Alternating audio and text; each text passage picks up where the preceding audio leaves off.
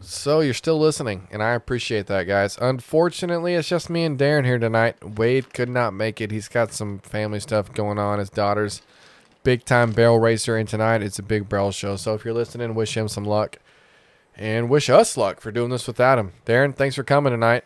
Yeah, absolutely. I feel a little guilty without Wade here, but I think we can hang on to it ourselves. So. Yeah, man, it's a short and sweet episode. It's not going to be nothing that's going to hold our listeners too horribly long, but it's a cool topic that I'm interested in. That's turkey hunting. Have you ever been? Actually, I went with you last year, and before that, I'd been one other time. Yeah, man, it's fun. I actually just got back. I've been twice so far this season. What were you, like 7 days in, and I've already spent 4 days in the woods. Holy cow. Dedicated. Yeah, man, it's been tough, though. It's like the wind's been picked up real high, so I haven't had as much luck as I wish I did, but it's been a lot of fun. Like the first day, me and a buddy of mine, Cody, we went to South Texas, and we went hunting in Brownwood, and it was fun, but like I said, the wind was just picked up. The turkeys weren't hollering like we thought they would.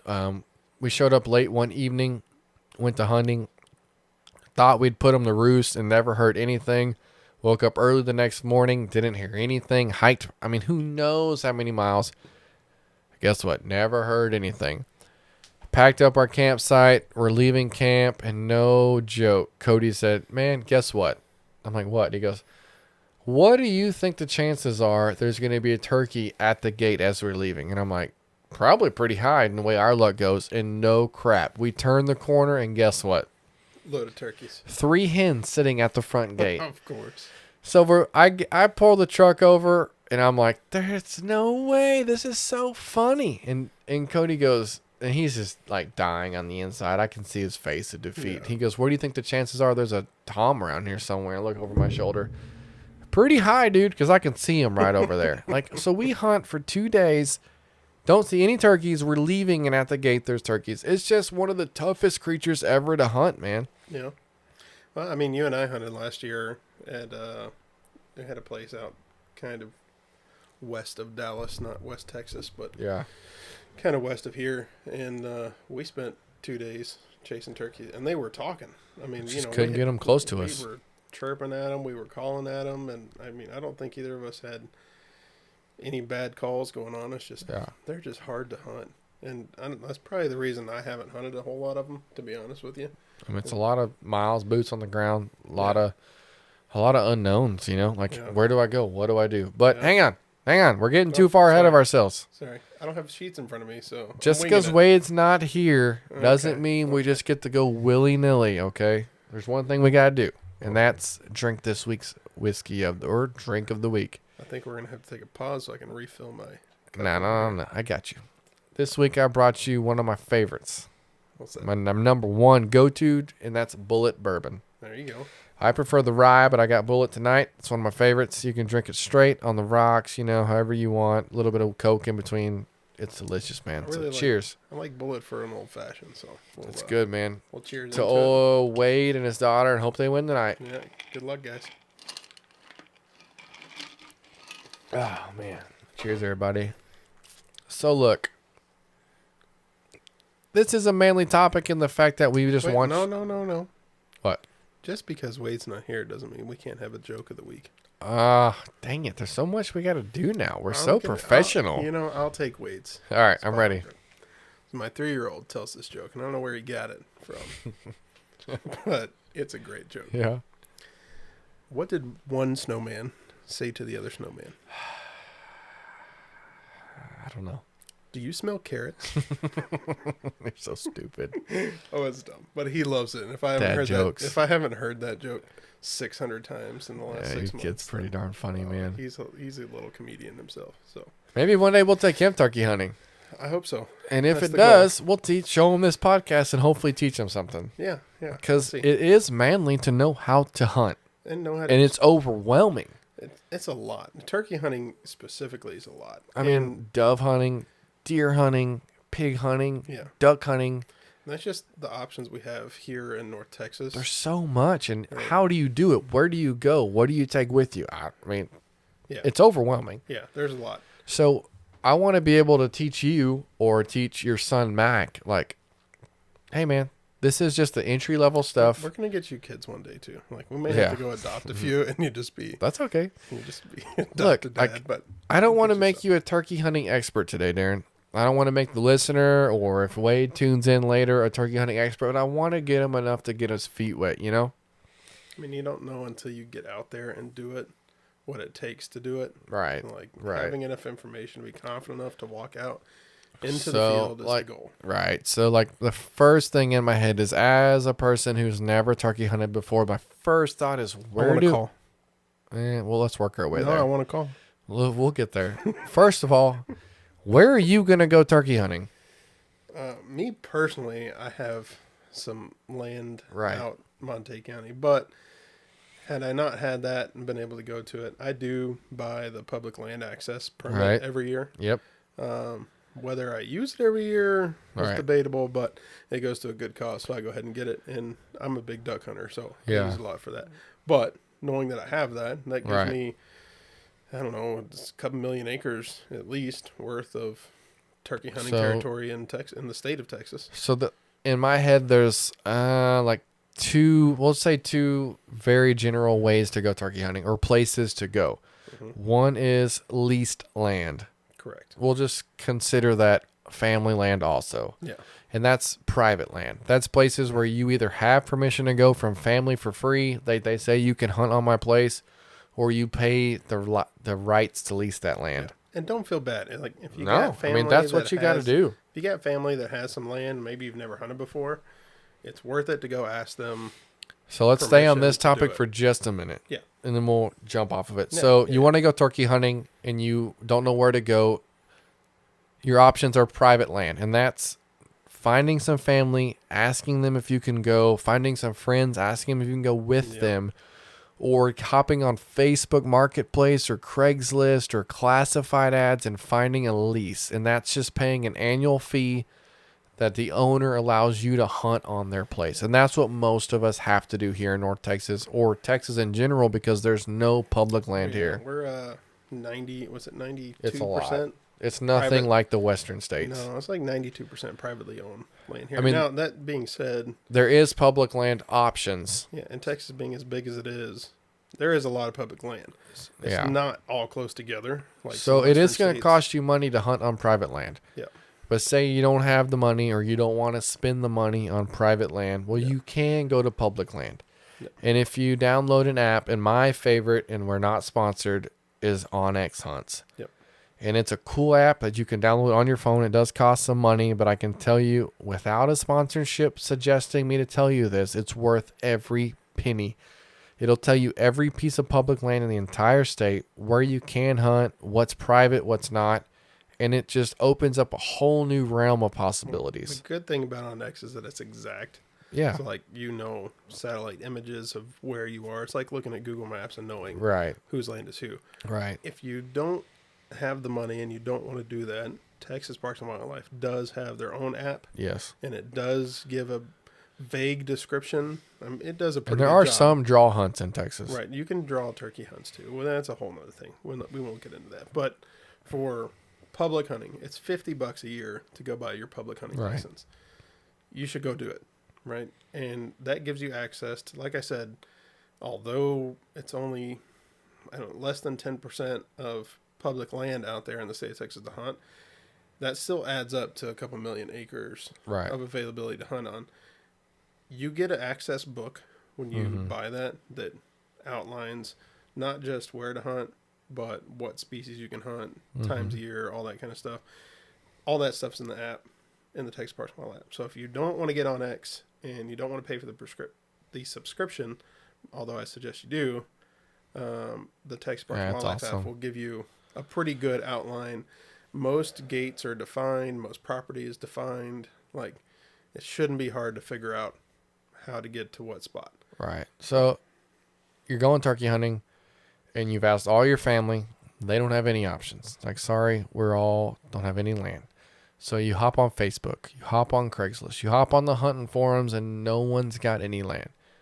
So you hop on the public land deal, and you find a couple small spots in your area, and you're like, I'm going to go hit that spot. That's probably your best bet. The only other option is a draw hunt. And if you hop on the Texas Park and Wildlife website or the Montana website or the Colorado website or whatever website, there will be other options for you out there.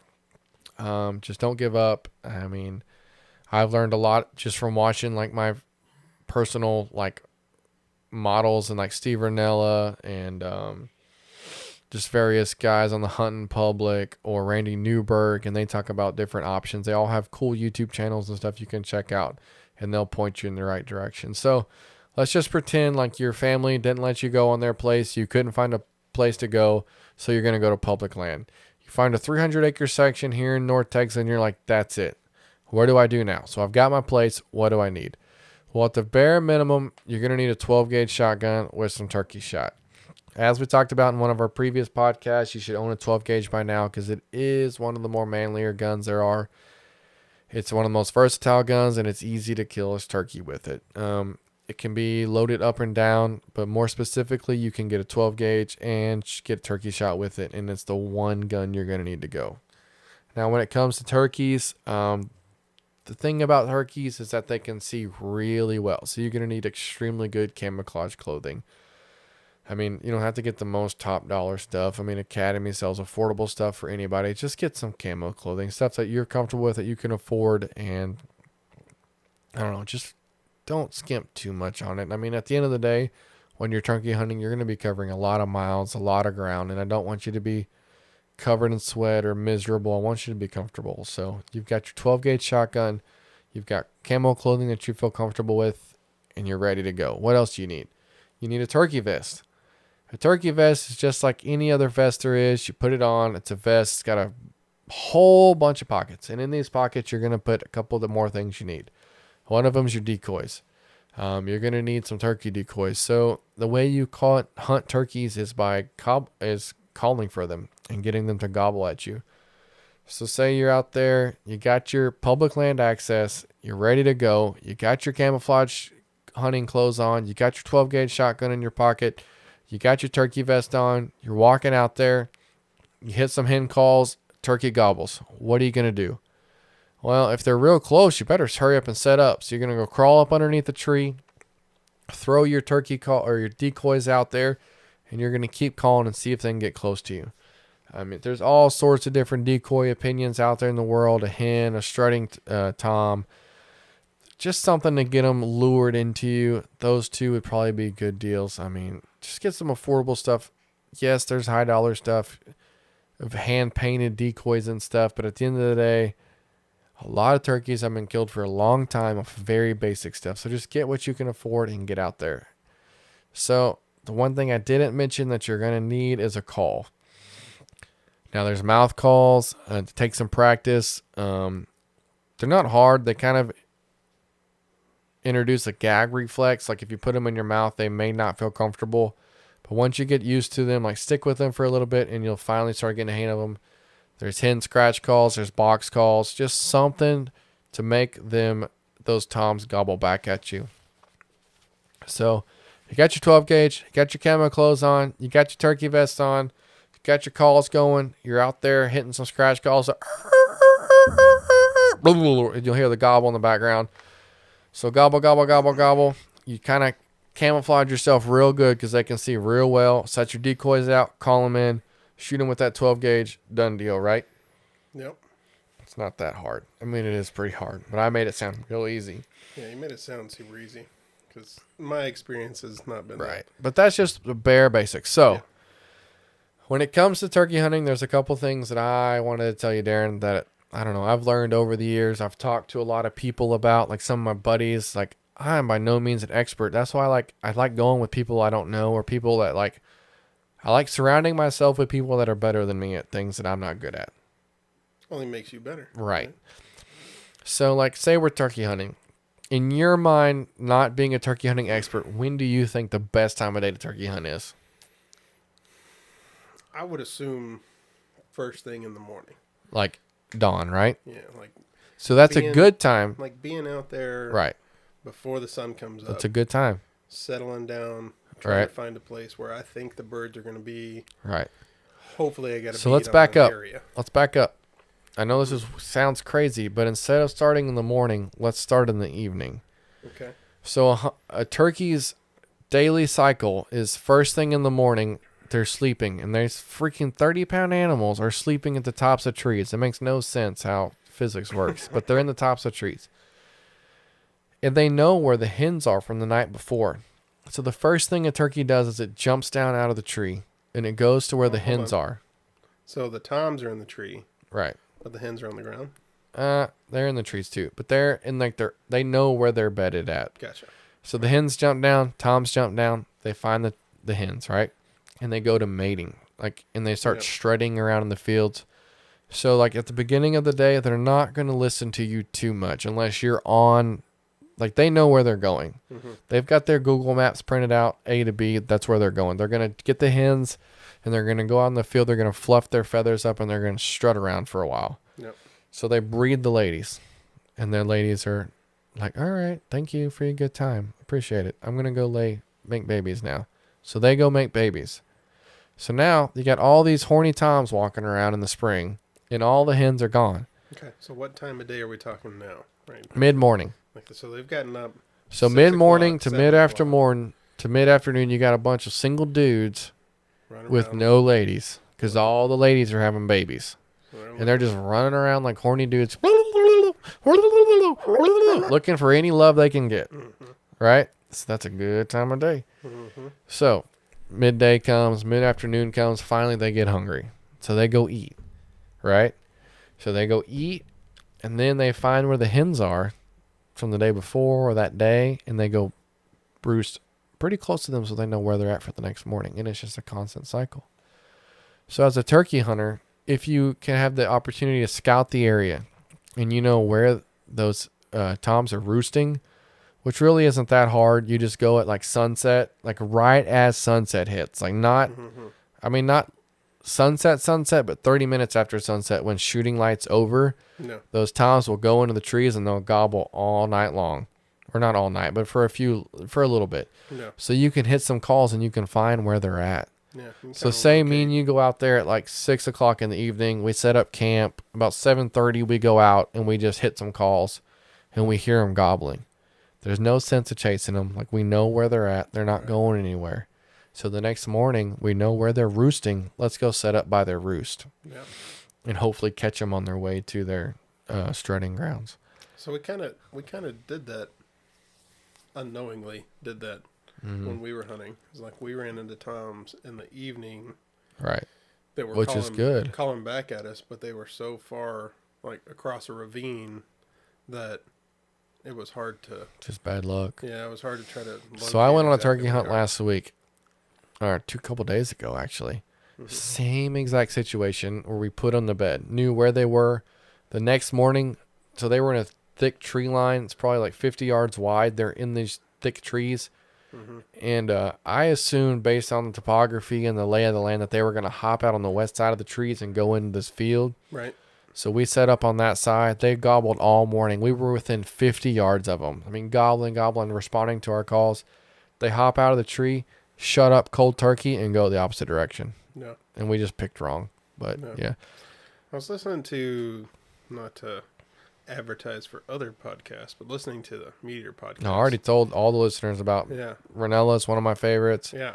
And Randy Newberg, all the Hushin guys. There's fantastic other options to learn this stuff. So I guess a little free advertisement here, but I listened to the Meteor podcast last week that talked about turkey hunting. I have to go back and look and see which one it was. But they had an expert turkey caller, world champion, grand champion turkey caller on, who was a bad A turkey caller. And his biggest piece of advice for that situation was shut up. Yep. Right? It's I don't know, being a duck hunter and calling it ducks. Right. A lot of times there's no quit. Right? Mm-hmm. You start calling and you get them interested, and you might change your call from a comeback call to a feeder call when they get a little closer. But you almost never stop calling, right? Because you're always trying to get their attention, and you're trying to trick them into decoys or the ones talking, not you, right? Right. And so, trying to translate that into turkey hunting, becomes difficult because I want to continue to call it turkeys. And so we need a scout. They shut up, and I think, well, it's because they're listening for me. Right. That's what ducks do. Mm-hmm. And I need to call at them, and that's not always the case. Yeah, they can pinpoint you real well from far ways away. Right. Pretty cool how they can hear so well. So, in the first thing in the morning, it's just set your decoys out, and hope for the best. So, get your 12-gauge shotgun. Bring you some breakfast. Take a nap. Yeah, get your camo clothes on I told you about. Put your turkey vest on. Get your decoys and your calls. Do some scouting. Know where they're roosting. Yeah. And set up right by their roost the next morning. If for some reason they don't jump down and go across from you to their roosting or their strutting grounds, no big deal. Right. Just hold tight because like mid-morning it's going to flare up again. And like I said a while ago, the reason it's going to flare up again because the ladies are all going to go away. So that those toms are going to be looking for love and there's less love. So that's your best chance to get one. No competition. So mid-morning, mid-afternoon, they're just walking around all day looking for love. So that's your best chance to hit the hen calls and to get a gobble back and then approach them in the manner of setting up in the trees, throwing your decoys down, trying to hunt them. So if you get one midday, that's a mid-afternoon, midday, that's perfect. That's the way you want to do it. If you can't, repeat, rinse, wash, and repeat. Same thing in the afternoon. Try to set up by their roosting area that you've already pre-scouted. See if you can catch them going back to bed. Okay, so I want to touch on a couple things that I have questions about. Yeah. As a turkey hunter. Uh-huh. One of them being shot gobble. Yeah, that's a cool one. Okay. So some people say the turkeys hop down out of the trees in the morning, yeah, and they just run around scared all day and eat, and they hop back in the trees in the evening. Right. So you can shock them. Yeah, it's cool. Crow call, there's a whole list of things that you can do, like throw a rock at a honk a horn, hit a sign. Yeah. All this stuff. Are any of those things worth implementing into your turkey call routine? Man, I'd say all of them. To try to locate. Say you're just, most of the time when you're hunting turkeys, you're putting a lot of boots on the ground. Yeah. It's the closest thing here in Texas we can get to Western state hunting. So in Western state hunting, they're doing a lot of climbing to the top of hilltops and glassing points and glassing animals. Mm-hmm. During elk season, they're bugling, calling elk in. Well, in Texas, we're so limited on public land that we don't have that option. So this is the closest thing you can get to that. You're making noises, trying to locate them. If not, you're hiking. You're locating them. So the shot call is literally just an obnoxious sound that scares the turkey into letting you know it's there. I don't know what Ranella talked about it or not, or some of those Hushin dudes or Randy Newberg, any of my favorite guys. You can do a crow call, an owl call. No. Hell, you can do a coyote call. Just something to make them go, what was that? Yeah. And all it does is locate them. And they don't usually run off. Instinct. Right. It's just like scared them. Yeah. And then you're like, okay, they're pretty close by. You make that obnoxious sound. Then you can set up your scratch and your hen call or whatever. And if you don't hear nothing, just keep on trucking. More boots on the ground till you find them. Because they're somewhere, most of the places here in North Texas. Yeah. So, okay. The other one is, I've heard people talk about the like the flutter they do. Like close to the ground. Like the buzz and hum. Like the putting? The putting that they do. I've never been close enough to a turkey to actually hear that. Yeah, I wish I had I can't do it with my mouth. I'm not that good, but I can do it with the I can do it with a screech call. Or like a scratch call. Scratch call, yeah. Have you been close enough to them? To when you're really like shotgun hunting and they're within 10 yards, you'll hear that. Yeah. It's kind of cool. Because we got last year we had two on us within 50 yards. Yeah, they were just in the trees and we couldn't get them out of the trees. Yeah, we could never bring them to us. What were they? They were 50 yards. We were in this group waiting and they just would not come out. They weren't close enough for me to hear that like humming, drumming sound that it's a cool little drumming. About. Yeah, it's cool, man. And they have like a warning sound they make, but I don't know if they're as smart as everybody says. Look at the size of their brains. Oh yeah, I know. Yeah, people say that about deer too, right? Like how smart deer are, but I don't know. I've seen deer do some real dumb stuff. In a perfect world, you got your awesome camouflage on I told you about. Yep. You got your 12 gauge on. You got your turkey vest on. You went to the public land that you pre-scouted and you bought your permit for. You knew where they were roosting. You gobbled. You called one in. You set your decoys up. You shot him. He's dead. Yep. Congratulations. You got your first or 100th turkey. It's an awesome feeling. What are you going to do now? Any idea? Oh, yeah. This is my favorite part. Yeah. So, there's a couple different ways to do this. I just want to note, this is my favorite part of hunting. Yeah, of all me animals. too, man. Like, I don't get me wrong, I enjoy the chase. Yeah. And I enjoy the hunt, but the harvest is by far like getting my hands dirty, putting the work in to clean whatever animal, and then knowing that what I'm going to do with that later is by far the most satisfying part for me. Right. Of the whole hunt. So, a very traditional style of, say you shot your turkey, right? And one of the most traditional ways is to pluck the feathers. Sure. And to keep the skin on it. So what some people will do is they'll get warm water, and some will say around 140 degrees, and they'll duck that bird in the water and get that feathers kind of loosened up and literally pluck the feathers out, remove the entrails. It'll take some time, obviously, because you're boiling, well, not boiling, but heating up water. You're ducking the turkey, you're pulling out the insides, and then you're plucking it individual feathers. But it leaves the skin on it whole, which is the absolute best way for like roasting or frying a turkey, especially wild turkey, which has no fat on it. Yeah. So if you're going to fry a wild turkey, you need to keep that skin on it. Yeah. I personally would go ahead and skin that turkey. So that is the most common way now. That's not the traditional way, but that is what people do now. Well, and you're assuming by being able to boil water that you have a camp and you have a place to get to and a pot that's big enough, right? And that realistically is not the case 90% of the time that you're hunting. So for me, unless you were on the private land side of things, right, and you had the camp to go back to, right? You have the homestead that you're hunting on your own property and you can go out and bring them home. So if you're on private land and you have a chance to get some water warm, duck that sucker, pluck the feathers, keep the skin on. Right. But if not, like Darren's saying, those options don't exist. Then the other method is what most hunters do now, and that's skinning the thing. Right. And by skinning it, too, you have the option, not that it's very popular, but you can use the innards for other stuff, right? The gizzards and stuff like that. People liver, gizzard stuff. I know for duck, we take gizzards and hearts out of duck. Right. I don't know that turkey heart would be. That's the same thing. Wild turkey heart would probably be good. I wouldn't eat it store-bought, but so turkey pate with a... Yeah, say you skin it, right? It's just like any other bird. You can fillet it out, take those turkey breasts out, and then pull the legs and wings out as necessary. Yep.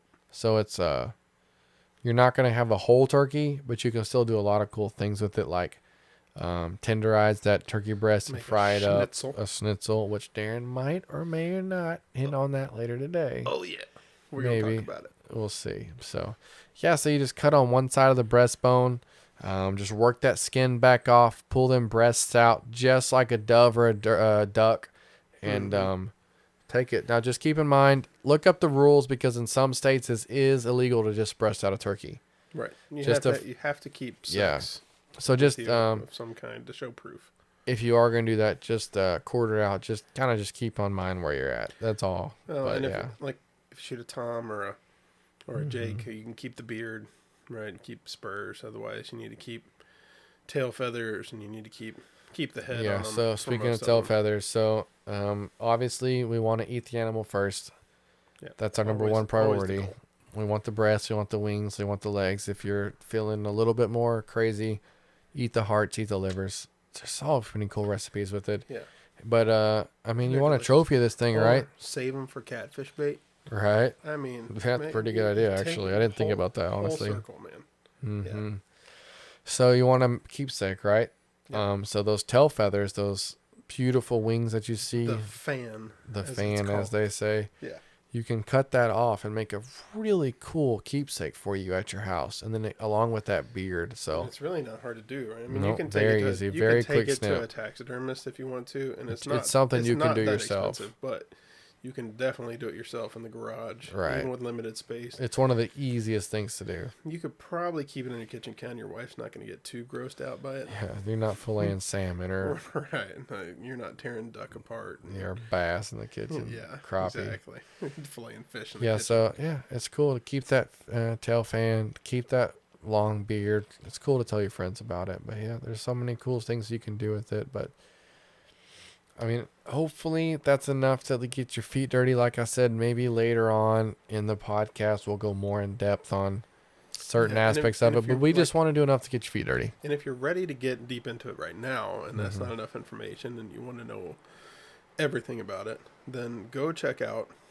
the other guys we've talked about. Like Yeah, Meat Eater does. I mean, they're part of the reasons we podcasts. are who we are. Yeah, we listen to them. That's why we Right. started doing this, because we enjoy their stuff, and like I we keep felt mentioning like them, we had- but Randy, Randy Steve, Newberg, Steve Ranella, Hushin, mhm. all those outdoors dudes. I mean, they're all good stuff. Look man. at some of Ted Nugent's videos. He's got tons of OG. yeah, he's got tons of good stuff out there. You know, But man, we mentioned Schnitzel earlier. yeah, So we we did. almost made it to the end of the podcast, Darren. We made it the whole time without Wade. pretty impressive. I don't know. Hopefully it wasn't as deep as normally they are. Yeah, that's we're gonna have to turn the reverb But in down. honor of Wade, let's teach everybody and Wade a little something about Schnitzel from the Producer's Corner. Schnitzel. So Producer's Corner, we do every week. Yep. And we like to bring to you something a little bit different, and usually some kind of recipe. So Schnitzel, I think if you're going to eat turkey, wild turkey, right, in the field, I think it's one of the best things that you can eat Yeah, for sure. right off of the animal, right? There's some things like deer, when you shoot a deer, gut a deer, skin it and clean it, it's better to let that meat rest for Right. a while, a day or two before you process. If you can hang it up and let it age a little bit, same thing for pork and wild pig or, whatever else. But turkey, I feel like wild turkey is best the same day, right? Mm-hmm. It saves well, don't get me wrong, but there's nothing like eating it. And there's not a whole lot of meat. Like, there's no point in saving it forever. Right. You're not going to feed everybody at Thanksgiving Right. with a wild turkey. It would take multiple. 2 or 3, yeah. So I would suggest making some schnitzel, which basically just is it German? Yeah. Polish? I think it's German. German way of frying a chicken breast. Yep. So you want to pound it out as thin as you can get it. And Tenderize I know it a little bit. being in the field, your options are limited. So get creative. If you have 2 plates that you keep in your backpack, put it in between those and pound those together. You can take a rock, kind of clean it off a little bit. And you can take the butt end of your knife, maybe. Yeah, Just kind butt of end beat of it a your little knife. bit. You can take the sharp end of your knife and stab holes in it, That's and true. tenderize it that way. But you want to kind of it's going to Or be a maybe little you just happen to have a beautiful tenderizer hammer in your pack. bit. Let's and assume you you have some kind of hammer. Right? Yeah, and you just tenderize it. Yeah, just tenderize it that way. Get it. What the goal is to get it as flat as possible, Yeah. without it falling apart. The rest, yeah. Yeah, and tearing to pieces on you, because it will if you beat on it too much. Not to make a reference there, but yeah, don't beat your meat too hard. There you go. Anyway, Wade will be so proud. yeah, you will. Get it thinned out. Get it laid out. He's from Garland, by the way. In case you guys didn't. 6th generation, right? Yeah, something like that. I always forget. Yeah, Maybe I he'll always tell us forget. next I week. always forget what he says. Get it thinned out, okay, and then get your oil in your pan that you're going to cook it in. Some kind of butter, some kind of oil. Get that hot. And get Crisco, that dog. going. Crisco's best. You can take Crisco hunting with you. It's going to stay in the can. Not going to leak out. It's You'll be good with it. Yeah. Yeah, it's great. And then you're going to want to take some, hopefully you got some breadcrumbs, some panko seasoning packet or something. If you're real desperate, you could take some potato chips, some Lay's potato chips, and Heck yeah, crunch man. those up It's into good really stuff. small. Some plain cereal will do as well. Some kind of carb that you can get that's brushed down really, like powdery. Or just like, lightly flour it. Anything, if you get really. some flour would be ideal, right? That Yeah. would be the go-to. If you just happen but to I'm have just some. assuming you're in the field and you got Right. some snacks and you don't have just a kitchen to get off. Yeah. Get everything off of. You can even do it in your jet bowl if you want. Just get your jet pool a little hot. Yeah. A little oil. Sear it in there. Yep. A little oil, butter or something. Yep. The goal is to get it thin, get it covered with some kind of flour or cornmeal or potato chip or panko breadcrumbs or whatever. Throw a little seasoning on it. I like Cajun seasoning. Heck yeah, man. Tony Chachery's. I just bought everything in my house. Some Tony's will be good. Heck yeah. Some Meat Church, if you're a Meat Church fan, some Voodoo. Mm-hmm. Would be really good. Be awesome. Put that in there, mix it on, and then just fry it until it's done. Put it in that oil. Let it brown up and eat it. Let it brown up. Maybe next week you can teach us a gravy recipe. There you go. Gravy's easy too. That'd be awesome. You can do gravy with all the leftover oil and butter and fat delicious. in there. So, yep. Yeah, that's it, man. Let's just recap real quick, Darren. So, you want to go turkey hunting? Yep. You get to private land or public land, but you pick public land because you don't have private land access. You scout. You find the turkeys where they're sleeping. You hit them the next morning. Don't get any luck. But you've got your awesome camo clothing on. You're wearing your vest. You got your decoys and your call and your 12 gauge, right? Yep. So you call all mid-morning, mid-afternoon. One finally shot galls to your crow call. Blah, blah, blah, blah. And you're like, okay, I know where the turkey is. So you walk that way. Hit some scratch calls. They gobble back. Hit some hen scratch calls. They gobble back. You set up your decoys. In a perfect world, they come right into your decoys. You shoot one in the head. They fall dead. You take it back to camp. You high-five your buddies. Honor your animal. Take the entrails out. Duck it if you're in hot water. If you're not, just skin it. Take those breasts out. Cook a delicious meal for your family. I want to note here, too. Mm-hmm. Don't just take the breast out. Right. You're going to skin it. Go ahead. You can take the wings and the legs. Of course. I mentioned that. The legs and the wings and the breast. Go ahead and use every part of it that you can that you can get some meat off of. But you take those breasts out for the sake of your recipe. Right. Tenderize it up the best you can with your hammer, your pocket knife, whatever you can think of. Tenderize it, lightly batter it, put it in a little bit of oil. Next week we'll teach you a gravy recipe and share it with your friends. Yep. It's easy. Save your backbone. Easy as that, right? Save your bones, save your backbones, make you some turkey stock. Easy as that. Wild game turkey stock later. Oh yeah. That's that easy, man. Easy as that. Easy as pie. Turkey hunting's nothing. Yeah. So like I said, this is just a podcast to get your hands dirty, to teach you about something you don't know anything about. Hopefully, if you do know more than we do, by all means, reach out to us. Hit us up on our email address, our Facebook account, whatever we got going right now, because we'd love to learn more and learn from y'all as listeners. Yeah. Thanks for tuning in. Thanks, Darren. Appreciate it, everybody. I hope y'all did okay without Wade here. And next week we got a cool topic for y'all. We're going to talk about what's in our toolboxes. I mean, what's more manly than having a toolbox in your truck and having the right tools in it. Toolbox, not your toolbox in the garage. Let's talk about it. So take an inventory of what y'all got in your pickups, and we'll talk to y'all next week. See ya. See if they match up.